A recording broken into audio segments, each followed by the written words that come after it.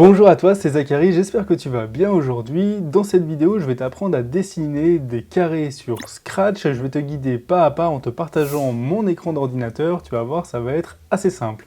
Aussi, je voulais te faire un petit cadeau. J'ai mis dans la description un livre. C'est le livre que j'ai écrit pour apprendre à coder aux enfants. C'est un livre qui est à la fois éducatif et qui est à la fois amusant. Donc je suis sûr qu'il va être très utile et qu'il va te plaire. Allez, on passe tout de suite sur mon écran d'ordinateur pour dessiner ces fameux carrés. Donc on va aller dans événements comme toujours, puis quand le drapeau vert est cliqué, je zoome un peu pour que tu vois plus clair, puis ensuite qu'est-ce que je vais faire? Je vais cliquer en bas à gauche sur une option pour avoir un stylo. Tu vois le petit carré violet, je clique dessus, puis stylo, et ici maintenant je peux mettre stylo en position d'écriture.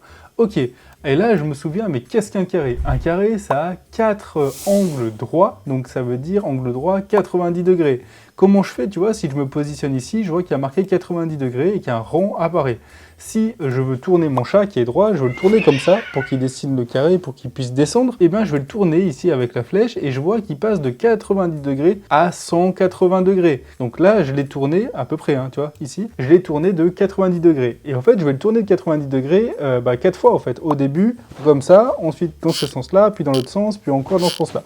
Et une autre spécificité du carré, c'est qu'il a ses côtés de même longueur. Du coup, je vais choisir une longueur. Pour moi, je vais choisir par exemple 10 pas, ou 100 pas plutôt. Je le positionne ici. Et du coup, on va pouvoir démarrer. Donc si je me mets en stylo en position d'écriture, j'appuie sur le drapeau. Ça a tracé un trait de 100 pas. Très bien. Maintenant, je vais descendre mon chat vers le bas. Donc je vais le tourner de 90 degrés. Donc je me positionne ici. Je remplace 15 par 90. Ok, et là tu vois qu'il s'est bien tourné, mais il a laissé cette ligne-là. Du coup, pour pas que ce soit brouillon, on va retourner dans stylo et on va effacer tout à chaque fois qu'on clique sur le drapeau vert. Ok, donc là, si je clique sur le drapeau vert, paf, ça a effacé le trait. Par contre, le chat, tu vois, il a gardé son ancienne position. Du coup, je vais aller dans mouvement et je vais faire s'orienter à 90 degrés. Du coup, pour qu'il soit toujours droit au début quand je clique sur le drapeau vert. Ok, donc là, je me place là, très bien, ça fonctionne. Au début, il est droit, il fait 100 pas et il se tourne de 90 degrés. Maintenant, je vais encore le faire avancer 200 pas. Ok, et j'appuie sur le drapeau vert. Ok, donc là, il a avancé de 100 pas, il a tourné de 90 degrés, il a avancé de 100 pas.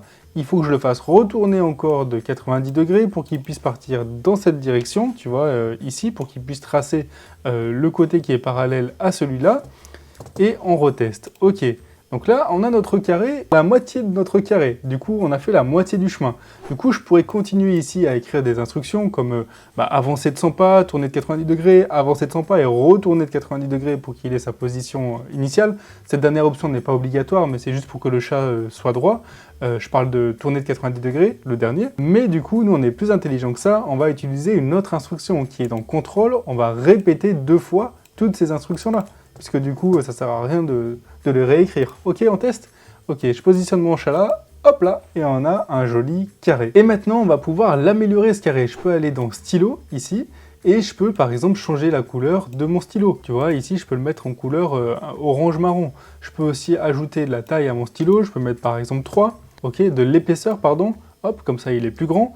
D'ailleurs, si je veux augmenter la taille, à la place d'avancer de 100 pas, je peux le faire avancer de 200 pas par exemple. J'oublie pas de changer ici aussi pour les côtés.